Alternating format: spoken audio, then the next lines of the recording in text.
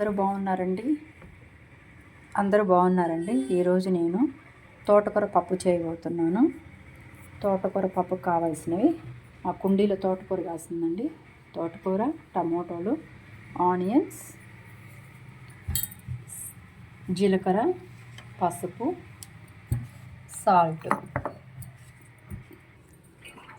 అన్నీ కుక్కర్లో వేసుకోవాలండి. కడిగిన కందిపప్పు, తోటకూర, టమోటాలు, ఆనియన్స్, కొంచెం జీలకర్ర, కొంచెం పసుపు, కొంచెం సాల్ట్,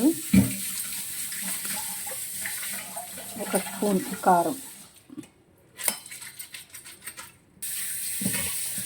కొంచెం చింతపండు బదులు నేను అన్నిట్లో లెమన్ వాడతానండి. మీరు లెమన్ అలవాటు చేసుకోండి. లెమన్ ఆరోగ్యానికి చాలా మంచిది. చింతపండు ప్లేస్లో లెమన్ వేయడానికి ట్రై చేయండి.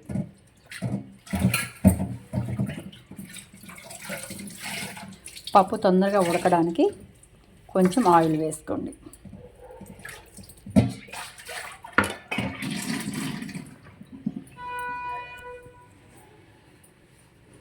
పప్పు తొందరగా ఉడకాలంటే ఆయిల్ వేయండి, తొందరగా ఉడుకుతుంది.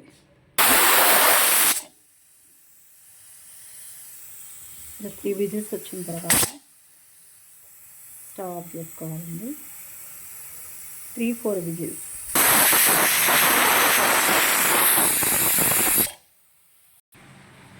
పప్పు రెడీ అయిపోయిందండి. దీనికి ఇంకా గిన్నెలో వేసుకున్నాను. నెక్స్ట్ పోపు పెట్టుకోవాలి.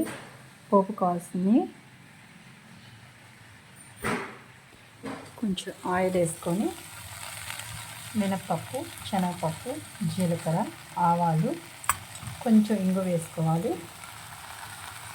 నెక్స్ట్ కొంచెం కరివేపాకు,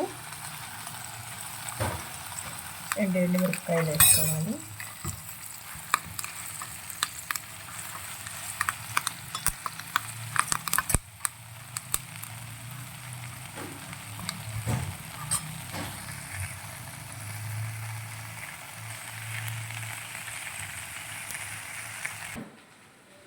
తోటకూర పప్పు రెడీ అండి. పోపు వేసుకొని లాస్ట్లో కొత్తిమీర చల్లుకొని దింపేసుకోవటం. ఇంకా